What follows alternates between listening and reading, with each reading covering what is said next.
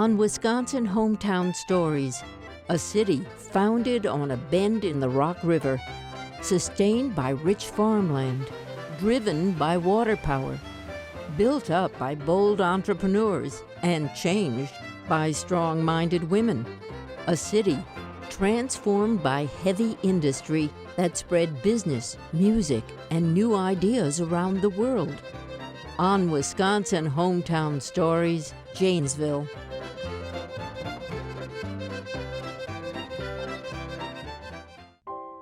Principal funders are Bliss Communications, the Janesville Gazette, GazetteExtra.com, and radio stations WCLO AM and WJVL FM, providing southern Wisconsin with local and regional news, entertainment, and shopping information since 1845.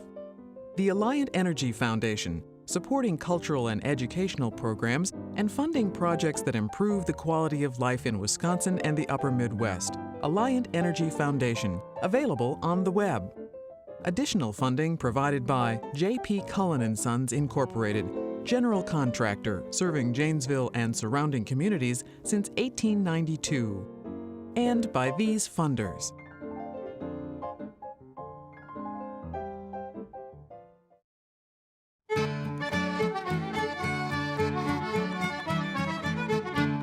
Now through the Gazette, I hear of railroad arrivals and new railroads running into Janesville from all parts of the state, of telegraph dispatches, of ponderous 3- and 4-story buildings going up, as if by magic, and lots selling for more money than I ever saw at one time.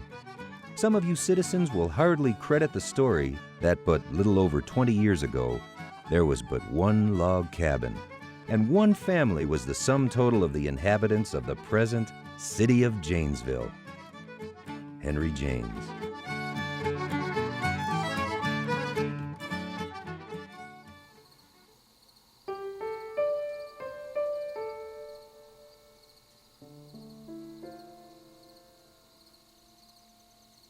In the 1830s, surveyors venturing into the Janesville area found that surrounding the hills of the Rock River Valley were large areas of tall grass prairie, punctuated by pockets of woodland, a good mix of open land for farming and timber for building.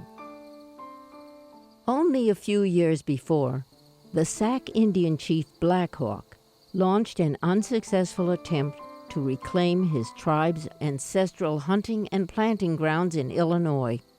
Pursued by militia groups and the U.S. Army, Black Hawk and his band retreated up the Rock River Valley, stopping for a period in what would become the Janesville area. The eventual defeat of Black Hawk marked the end of Native American control of the land. The militia and soldieries that were pursuing Black Hawk were coming into land that more than likely they had not seen before. And they realized that this was prairie land, that it had oak openings, that it was rich and fertile. As they went back, they told about the land that they had seen and that it was good land and it looked like, off of it you could make a good living. Early settlers crossed the Rock River at what would become a local landmark called the Big Rock. To the American Indians who lived in this area, it marked the location of trails coming from east and west, north and south, to a shallow place in the river. So it was a major crossing point for the Indian trails. For the settlers, it just simply became the landmark for the county, and it is after that rock that the county is named Rock County.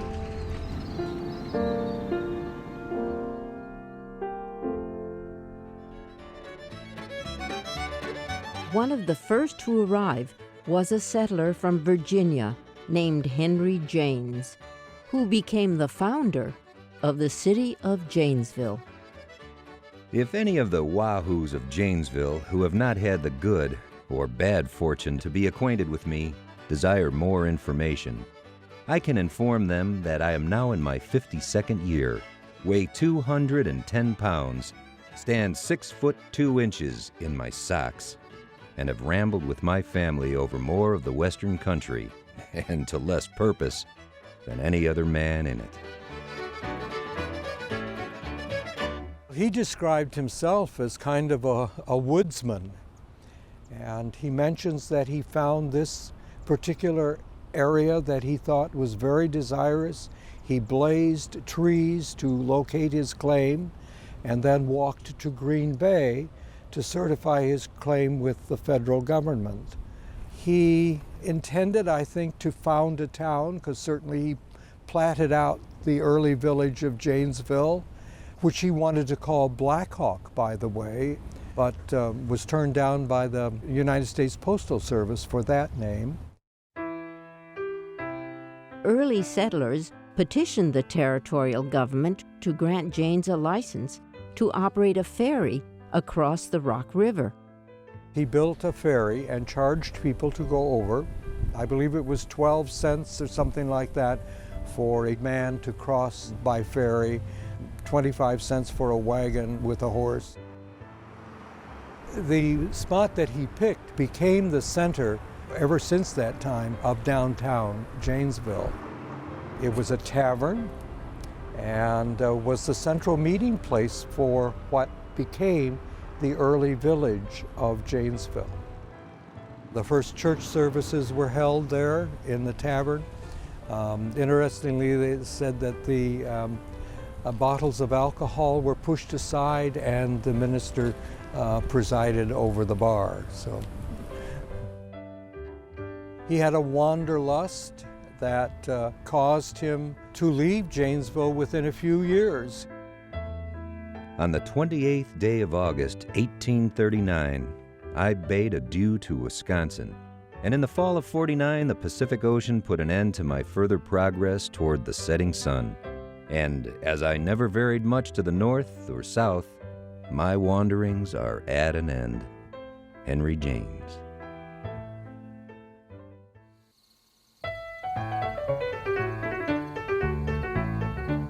In the coming decades, settlers flocked to the Rock Prairie to plant wheat on some of the richest farmland in the world. Initially, it was all about agriculture. And of course, that was the great emphasis for people coming west, was to acquire their own land, their own homestead. It started out quite slow with just a few families, and they seem very scattered, but when we start to look at them, there are many of them, and they're coming and they settle. And so really settlement burgeons very, very quickly. Janesville was started in roughly 1835 with Henry Janes, but by 1839 it's a small village of 800-900 people. By the 1840s, several thousand.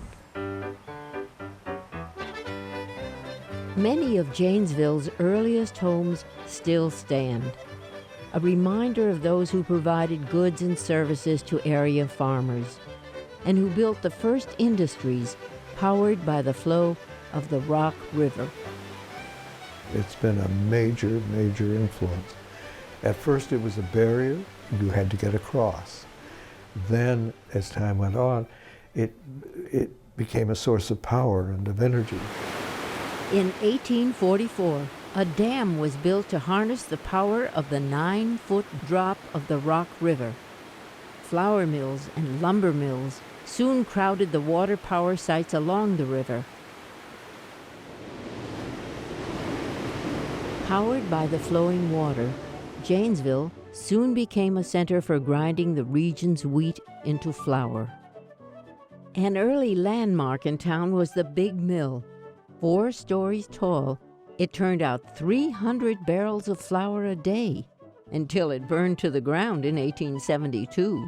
And it was a large mill. It was big. It was a big mill. And it was an important, highly important business in the community.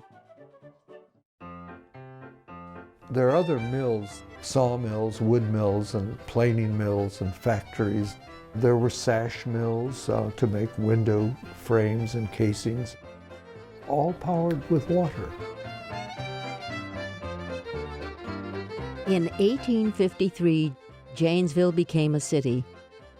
By this time, it had almost 5,000 people.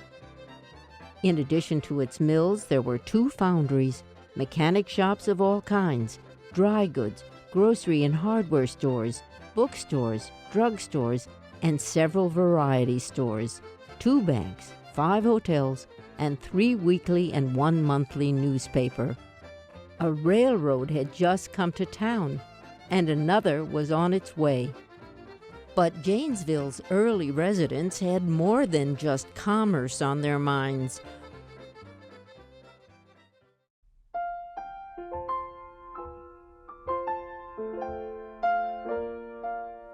This part of the state was populated largely by what was called the Yankee exodus from the Northeast, everything from, pretty much from New York northward.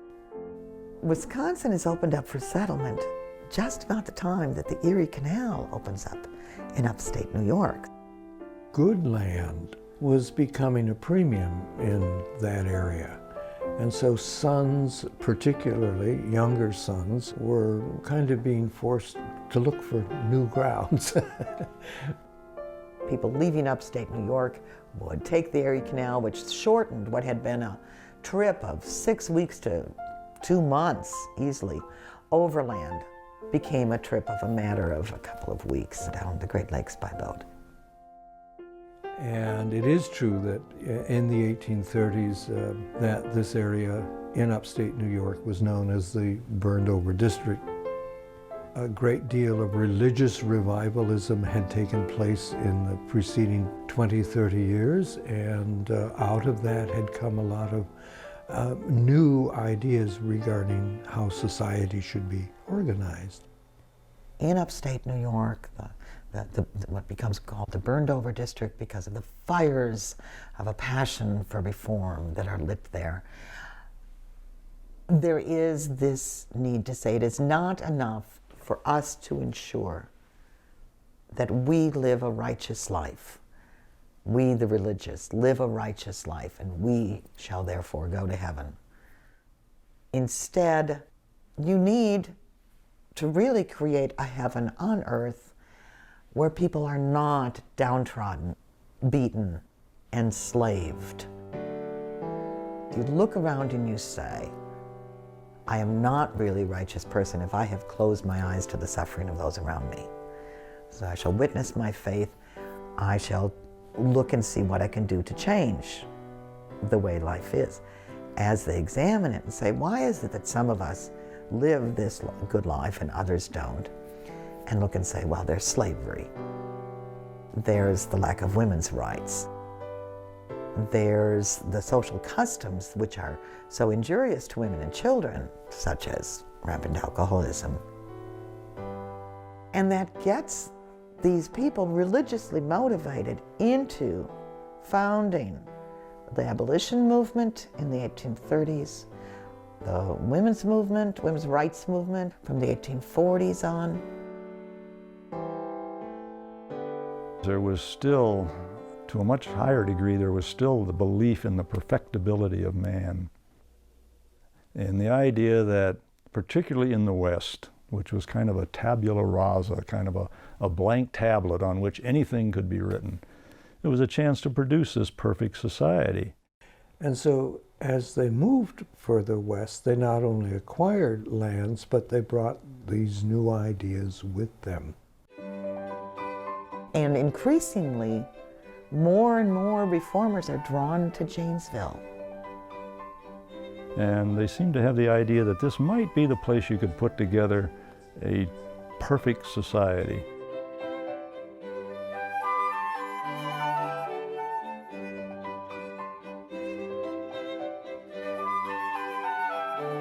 In the 1850s, William Tallman, who migrated from the burned-over district of New York, built one of the largest and grandest homes in the state, a home now maintained as a museum by the Rock County Historical Society. William Tallman Came here from Rome, New York, where his family had been involved in abolitionist activities, very possibly involved in some Underground Railroad activity. The house in Rome, New York was a station on the Underground Railroad, taking in escaped slaves, providing them with accommodations, food, and whatever they needed, passage, money, and so forth, and sending them on their way within the next few days.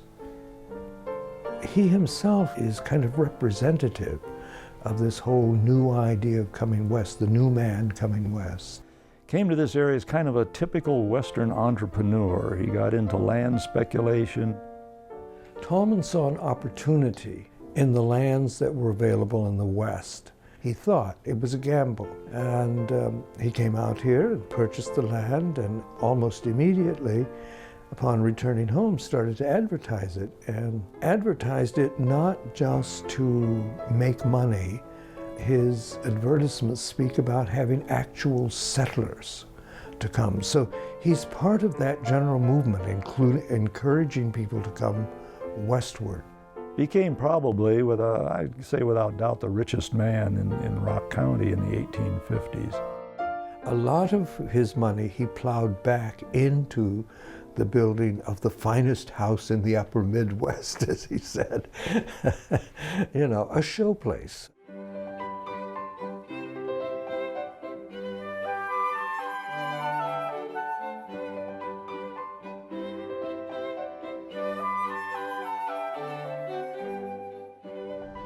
He used only the best material at the time, Milwaukee Cream City brick, Italian marble, French polished mirror glass.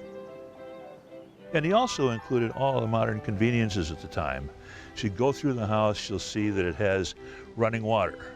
It has a communication system, central heating, an indoor privy, which is a real hit with the third graders when they come through to tour. But if there was any sort of convenience that was available, you name it, he put it in. An active member of the recently formed Republican Party, William Tallman's most famous house guest was an up-and-coming presidential candidate named Abraham Lincoln. This is the actual room where Lincoln slept, and this is the bed that he slept in. Lincoln's visit came at a time when many in Janesville were outraged by the efforts of Southern states to expand slavery into new Western territories. Well, there was a great deal of abolitionist sentiment in Janesville. As a matter of fact, the area had a statewide or area-wide reputation for being called it a hotbed of abolitionist activity. Frederick Douglass, a freed slave and leader of the abolitionist cause, spoke twice in Janesville, each time drawing large crowds. And Lincoln, an aspiring presidential candidate, came to build on his growing reputation as an opponent of the expansion of slavery. Lincoln was on a speaking tour, actually invited to speak at the Wisconsin State Fair in 1859. The Republican Club of Beloit found out about this and issued an invitation to him to come and speak in Beloit. But William Tallman jumped in his buggy and went to Beloit. He buttonholed Lincoln and said, "While you're here, would you come and speak in Janesville?" Lincoln, probably not understanding the rivalry between the two communities, consented. So when he finished his speech at Hanchett Hall in Beloit, he got into Mr. Tallman's buggy, and Mr. Tallman brought him north to Janesville. He did make a very, very positive impression. His speech did, his appearance didn't. And they said that he looked for all the world like a farmer dressed up for circus day in the city. The Janesville Gazette said his physiognomy was peculiar. His voice was high-pitched and squeaky. But the power of his arguments against the spread of slavery were so logical and so down to earth that even the most simple individual could understand them and support them. The next year, Abraham Lincoln won the election, but shortly after his inauguration, Southern states seceded from the Union. The nation, now split in two, plunged into civil war, and Janesville's support for the Republican cause was put to the test. That political enthusiasm for republicanism was also expressed in the number of men who stepped forward very early in the war. It's always been claimed, and I've never seen it refuted, that proportionate to its population, Rock County sent more men to the Union Army in the Civil War than any other county in the state.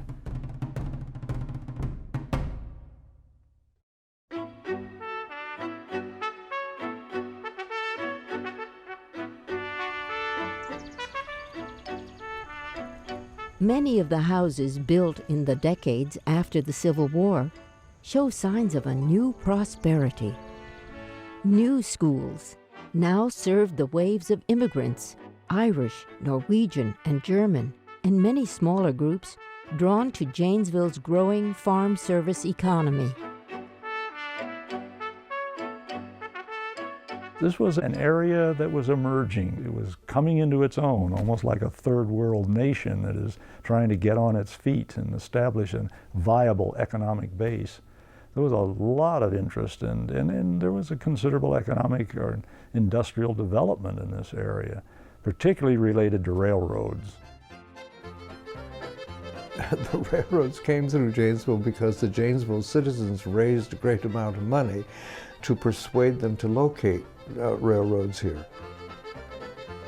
What it did was open up markets, the eastern markets, particularly New York, Boston, Philadelphia, all along the eastern seaboard, to bring wheat and oats and grains, through Chicago to the eastern seaboard.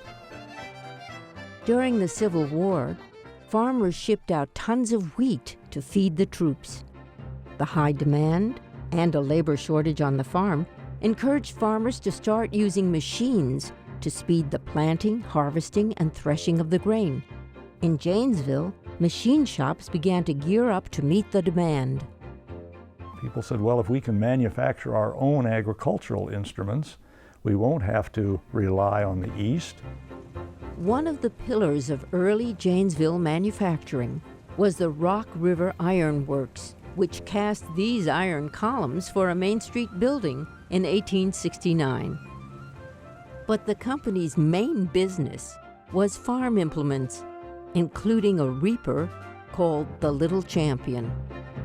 It just bespeaks this diverse economic situation that we have, where agriculture is prominent on one hand, but we have a strong industrial base to the economy also, and they seem to work hand in hand. One of the partners in the ironworks was James Harris, who formed a new company called Harris Manufacturing to make reapers, mowers, and planters. After a fire burned much of the plant, the business reorganized and became the Janesville Machine Company, which eventually grew into the largest manufacturer in the city. After decades of providing a good living, wheat growing ran into trouble. Soils began to wear out and yields fell with outbreaks of disease and insects. Searching for a new crop, farmers found that tobacco grew well and sold even better. Tobacco production became Wisconsin's fastest-growing farm enterprise, and tobacco wholesaling soon became Janesville's most important commercial business. And as farmers began making the switch to dairy farming, the Janesville Hay Tool Company responded by manufacturing the equipment needed to lift and move huge stacks of hay around a barn. But many in Janesville felt the city needed to create new industries that didn't depend on the fluctuating farm economy. The building behind me, the Janesville Cotton Company, is an example, I think, of 19th century attempts at diversification to stabilize that industry. They brought cotton up from the south, processed it here, and then distributed it nationwide. The building was built by subscription by local Janesville citizens, and then in the winter of 1874, they held a great party in the building for all the community to attend before any of the machinery for the production of cotton was installed. And the newspaper articles indicate that there were 2,000 people or more who partied away the evening on the 3 floors of the Janesville Cotton Company. While the railroad shipped Janesville's products out, retailers could just as easily bring in products from the East. On Main Street, shopkeepers could now offer a wider variety of goods. At several restaurants, Janesvillians could take part in the nationwide oyster craze. At Shirtliff and Hill, customers could enjoy both their local ice cream and fresh oysters imported from the East.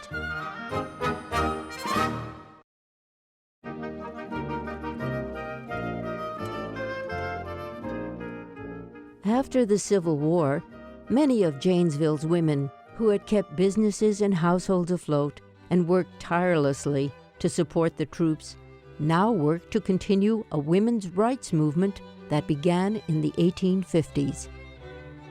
The rights of women, the right to vote was very popular among ladies in the area.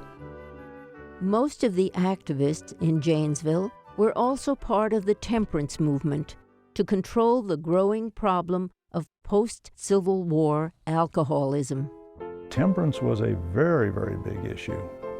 The white Anglo-Saxon Protestant emphasis of the New Englanders was countered by the Catholic wets, as they were called, Irish and Germans who valued their alcoholic beverages. So a great many illegal saloons were operating on Sunday, and that was a cause of great consternation. Interestingly, in Janesville, I think we see the beginning of what becomes a nationwide movement. There is a Janesville group of women in 1873 who are furious. And they literally march on City Hall, down the streets of Janesville. Women didn't do this sort of thing. And demand that these aldermen who had been elected promising to limit the number of tavern licenses will live up to that promise. Instead, they got an office, and who cares, women can't vote, can't hurt the aldermen, start granting licenses right and left. And this is the first women's temperance crusade, actually, that I find. Lavinia Goodell, who would go on to become Wisconsin's first woman lawyer, organized the demonstration and wrote about it in local and national women's newspapers. And I think that's how it gets picked up nationwide.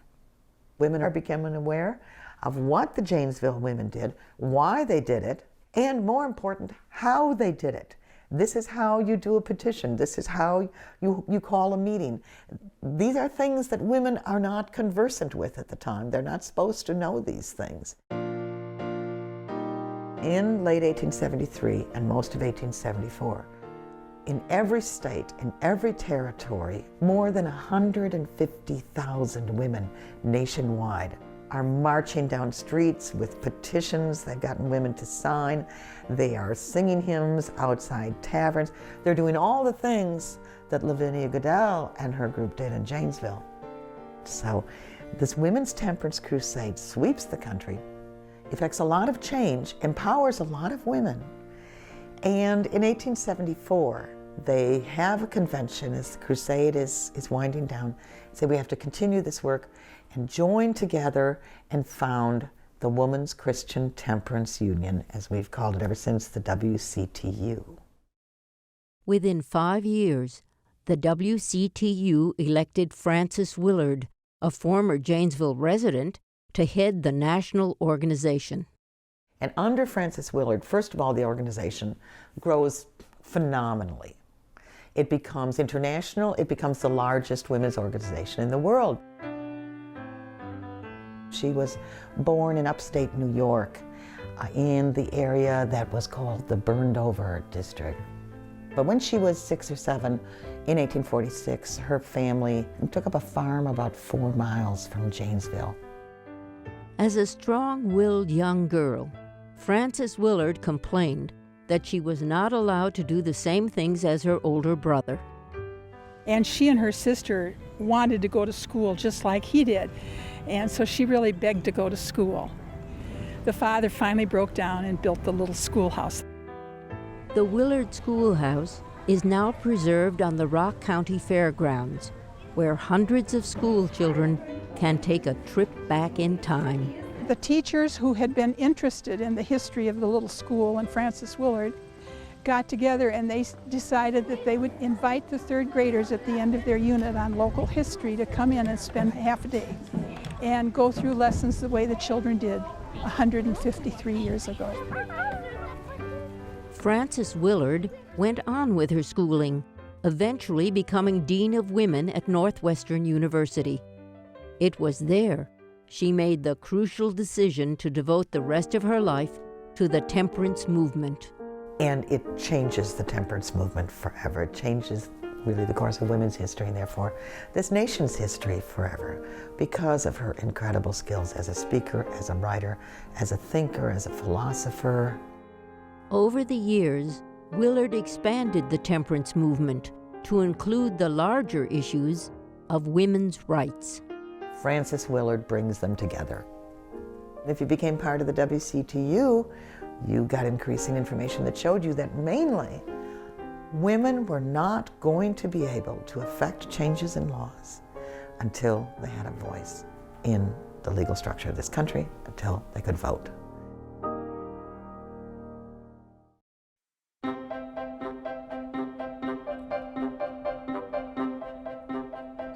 We believe in manufacturing. In 2005, there was a celebration in Janesville as the General Motors plant rolled out its 16 millionth vehicle. A special auto show of Janesville-made cars included the first one made here, a 1923 Chevrolet, and samples of other models over the years.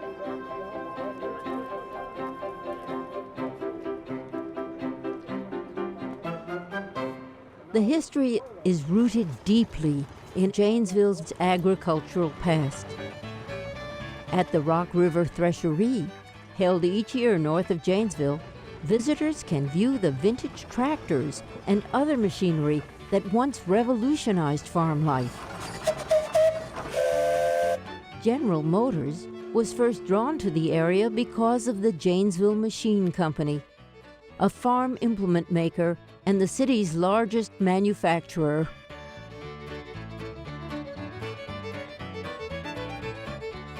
Well, Janesville Machine Company starts out in the late 1850s manufacturing reaping and grain harvesting equipment. Janesville gets into building tillage equipment, planters, plows, discs. In plow competitions at that time, Janesville usually did very well. It was really a quality line of equipment. Billy Durant, who had created General Motors by buying up smaller car companies, was again on a buying spree. During World War I, he decided to get into the tractor business to compete with his rival, Henry Ford, who had great success supplying tractors to Britain. World War I has really shut down a lot of production of civilian goods. Steel is allocated towards weapons. You have to build the battleships, the destroyers, the ships to keep feeding Britain.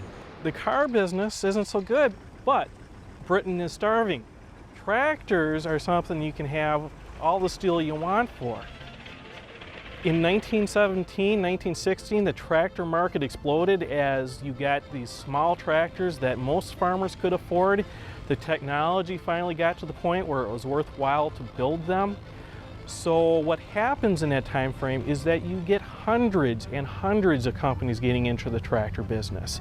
You have everybody from some inventors in the garage up to General Motors, Ford Motor Company, Allis-Chalmers. It was really a boom market. Durant purchased the Samson Tractor Company in California for GM and was looking for an implement maker to go with it. Joseph A. Craig, president of the Janesville Machine Company, found out that Durant also wanted to move the tractor plant to a Midwestern location. Craig had risen through the ranks at the Janesville Machine Company from being an outstanding salesman to president of the company.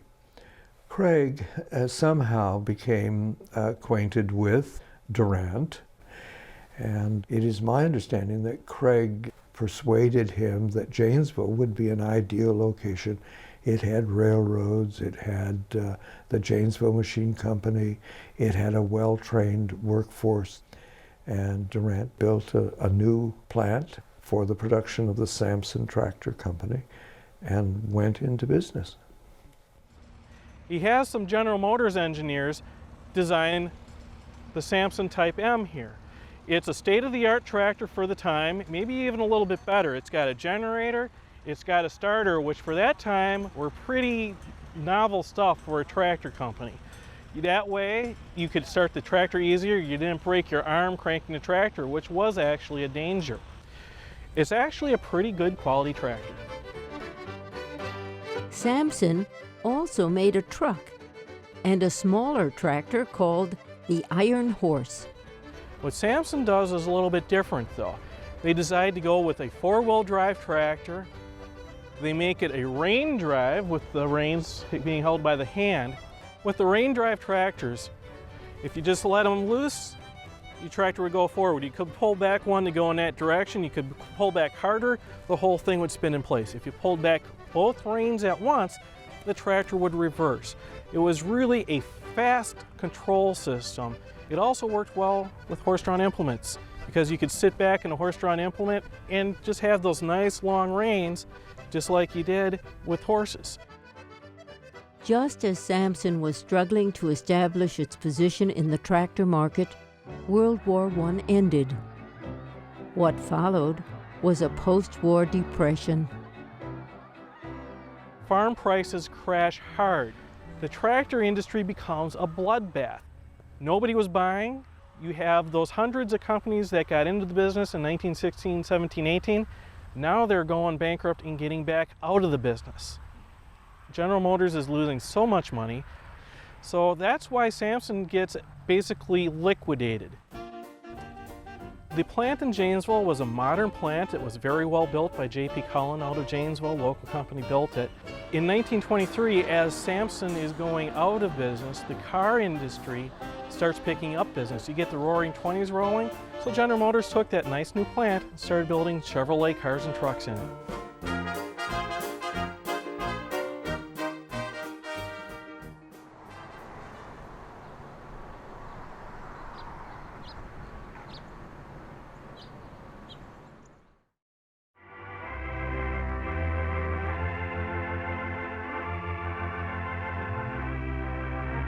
The first woman to sell 1 million copies of a song was another trailblazer from Janesville named Carrie Jacobs Bond.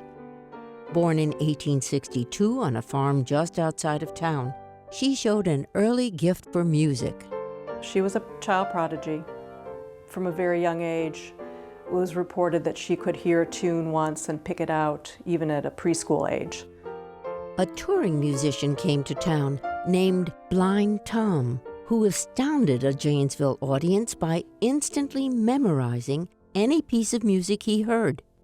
When he finished, someone prodded a young Carrie Jacobs to go up to the piano. And she was trotted up from the audience and performed. Blind Tom played a tune and she played it back, much to the amazement of everyone. She had not only musical ability, but she had what used to be called a way with words. After a failed early marriage, and with few musical opportunities, Carrie Jacobs moved with her son to the Upper Peninsula of Michigan with her new husband, Dr. Frank Bond. Dr. Bond was a physician in this iron mining community of Iron River. And in the 1890s, there was a huge financial collapse, and the iron mines closed, which left him penniless. One winter night, Dr. Bond took a fall on the ice and was badly injured. When he died 5 days later, Carrie Jacobs Bond found herself alone with her son, and only her childhood dream of becoming a songwriter to support them. She was 35, he was 12. And that's when she moved to Chicago. Jacobs Bond spent the next 7 years in poverty, selling off her furniture, living in one heated room, eating only one meal a day. Battling poor health, she eked out a living painting china, while the pain and tragedy of her life came pouring out in song.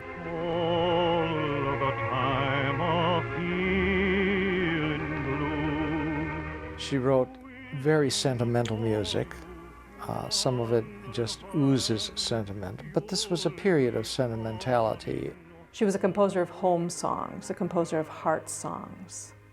So many of her early songs are indeed reminiscence of that loss and that sadness that permeated her life at that time. At that time, music stores in Janesville, like those in almost every city, sold pianos, organs, and sheet music to customers who made their own music. Of course, there was no phonograph per se, there was no radio, there was no TV. Music making was primarily a domestic activity. It was in the home. Peddling sheet music was really a big business, and it was a very serious business. Carrie made the tour and the rounds of all the publishers, trying to get them interested in her songs, and soon realized if she was going to be successful as a publisher and get her songs out there, she would have to do it herself. Setting up something she called the Bond Shop in her apartment, she sold her sheet music and painted china and continued to promote her songs. Well, she was very persistent. As much as she portrayed this poor widow, voice full of tears persona, there was a rod of steel through her. A big break came when she approached Jessie Bartlett Davis, the star of the Boston Opera Company, who agreed to help her publish a book called 7 Songs. I love you truly, truly. Sales of one of the songs, I Love You Truly, began to take off, and its popularity as a wedding song would continue for the next 100 years. As her songs started to sell, Jacobs Bond began touring the country. A sunset in California inspired her to write her biggest-selling song. When you come to the end of a perfect day. For whatever reason, it struck a chord with the public. End of a Perfect Day sold 25 million copies, an extraordinary amount for that time. The American success story. Pull yourself up by the bootstraps, succeed against all odds, and to do it as a woman, even more remarkable.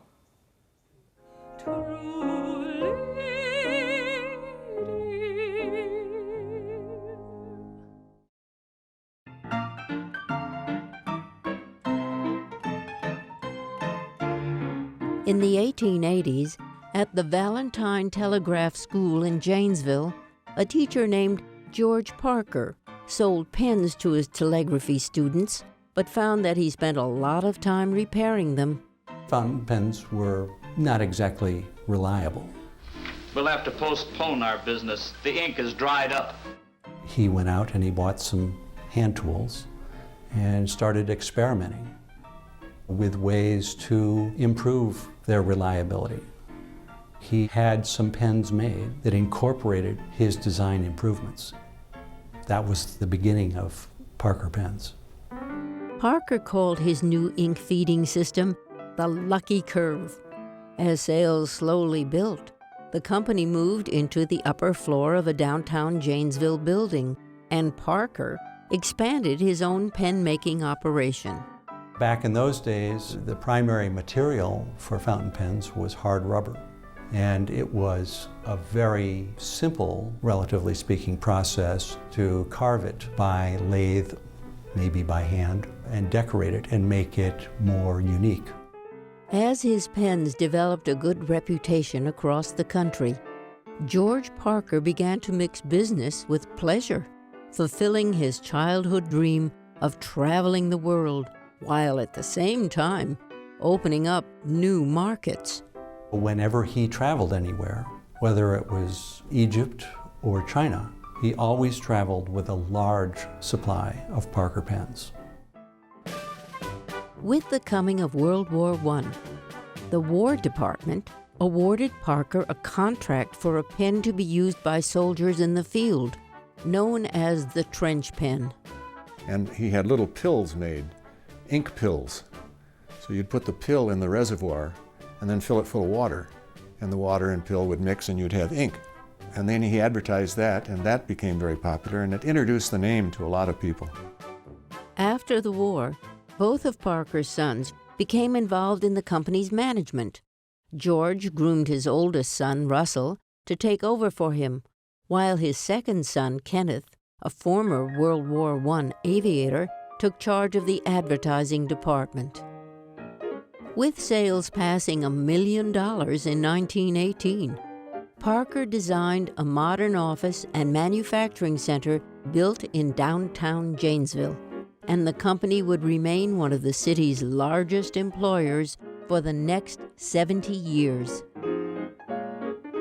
At a time when most fountain pens were black, his sons convinced a reluctant George Parker to release their new duofold pen in a way that seemed outrageous at the time. Kenneth Parker came up with an idea for a bright mandarin red, thick pen. And it was totally different from the rest of the market. And his father said, "You're crazy, that'll never sell." It sold very well, very well. It was large. It was in-your-face large, but I believe in perfect sync with the times. It was flamboyant, and the 20s were nothing if they were not flamboyant. It was also somewhat expensive, and this seemed to have the effect of making it more desirable. So the duofold was really the pen that put Parker Pen on the map. The pen that put Parker on the world map also put Janesville, Wisconsin there with it. There are really two names imprinted on the side of the pen. The Parker name is there, of course, but Janesville is there too. It showed that George was proud of his home. It showed that he was proud of the craftsmanship and the quality that was built into those pens. In the 1930s, Parker introduced another new pen, the Vacuumatic, which featured a distinctive arrow clip that remains the symbol of Parker pens to this day. The pen proved to be yet another peak in George Parker's long career as the world's leading pen maker. As he looked forward to retirement, however, his world began to unravel. George's eldest son, Russell, died very suddenly in January of 1933. It's easy for me to imagine why George would have been just crushed. A deeply saddened George Parker soon withdrew from the business that bore his name, and 4 years later, he died. The company was now in the hands of Kenneth Parker, the risk-taking aviator, who began a project to completely redesign the fountain pen, from the chemistry of the ink to the point of the nib. That pen was to become the Parker 51. It's considered to be, in all likelihood, the best fountain pen ever made. At first, the sales of the 51 were slowed by World War II, as the Parker plant retooled to produce bomb fuses, winning 3 of the military's E awards for excellence. But Parker pens also held the distinction of ending the war, as General Eisenhower sent 2 of his Parker 51s to be used in signing the German surrender papers. Victory with the pens of peace. In the Pacific, General MacArthur signed the Japanese surrender using his 20-year-old duofold. With the end of World War II, the Parker 51 exploded in terms of sales. Production was nonstop. It was truly remarkable. In 1947, Parker Pen sponsored a parade to celebrate international trade, which eventually would account for 2/3 of its sales. In the 1950s, the advent of carbon copies had even the Janesville police switching to a new kind of writing instrument, the Jotter ballpoint. Get the Jotter made by Parker with the team of Timber. Where else can you buy so much pen for $1.98? And it's a Parker. Today at Janesville's Rotary Gardens, there is a memorial to the Parker Pen Company, which was sold during the leveraged buyouts of the 1980s. This is the arch that surrounded the front entrance to Parker Pen's Court Street offices and factory. And a lot of people have passed under this arch. Employees, visitors from all over the world, and all of them had something to do with Parker Pen's success. And it's terrific that this arch was preserved so that other people who've walked through those doors can come back here and remember those times.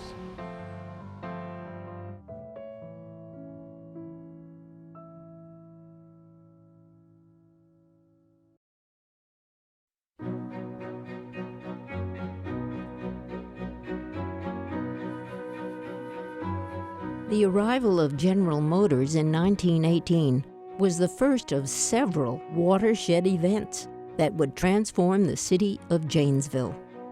There's just a whole new outlook on how the community itself should operate. The next year, the Chamber of Commerce brought noted city planner John Nolan to Janesville. Nolan brought an idea, and it concerned the use of the Rock River. It was kind of the back door of the community.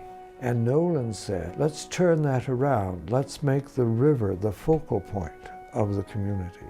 And let's develop parklands for the citizens who live here.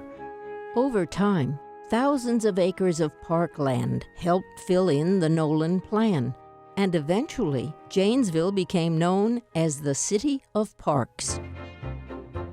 In 1920, women won the right to vote in national elections. In their first city elections, Janesville's women made an immediate impact, pushing through a referendum to build a state-of-the-art $1 million high school. Next, Janesville's women, long dissatisfied with the inefficient city government, petitioned for another referendum, this time to scrap the whole system. And there was this new idea of someone who would manage the city, a city manager form of government. Henry Traxler, hired as the first city manager, would guide Janesville for the next 27 years with a frugal yet progressive hand. Paying as he went, he developed parks and paved roads, began snow removal and trash collection, and replaced men and brooms with street sweepers. In 1937, workers in Flint, Michigan occupied a Fisher body plant, and the sit-down strike soon spread to GM plants nationwide. I pulled a switch that ran the line, and that stopped the line. Like workers at other GM plants, Janesville workers had no control over the speed of the assembly line. Also at issue were low wages and harsh working conditions, such as those endured by Fisher body workers called tack spitters, who nailed insulation to wooden frames while holding the tacks in their mouths. That was unhuman almost. You'd put a handful of that in your mouth and then spit them out. I have one tooth that wore off from that. In Flint, police tried to stop the delivery of food to strikers in the plant, resulting in violent confrontations.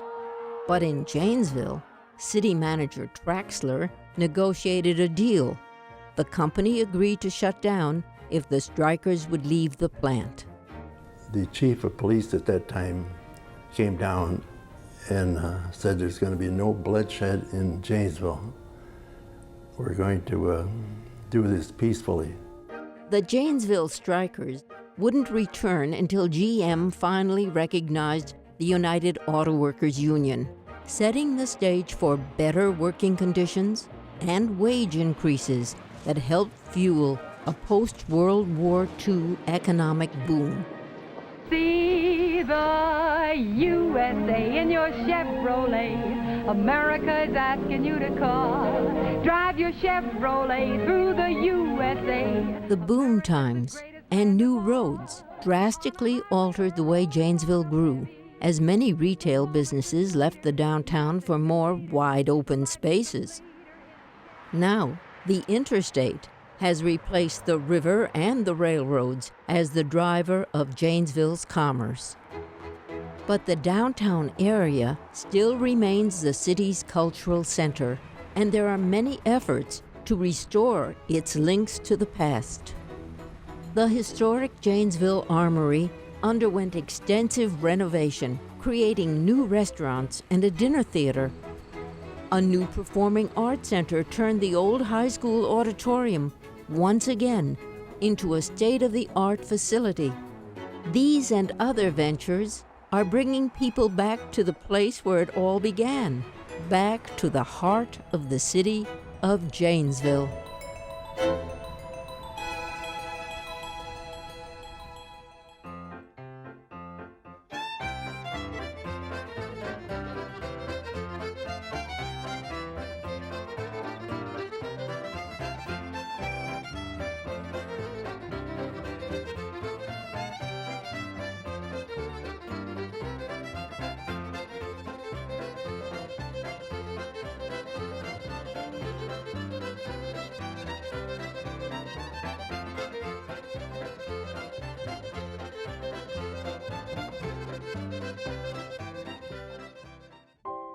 Principal funders are Bliss Communications, the Janesville Gazette, GazetteExtra.com, and radio stations WCLO AM and WJVL FM, providing southern Wisconsin with local and regional news, entertainment, and shopping information since 1845. The Alliant Energy Foundation, supporting cultural and educational programs and funding projects that improve the quality of life in Wisconsin and the upper Midwest. Alliant Energy Foundation, available on the web. Additional funding provided by J.P. Cullen & Sons, Incorporated, general contractor serving Janesville and surrounding communities since 1892. And by these funders.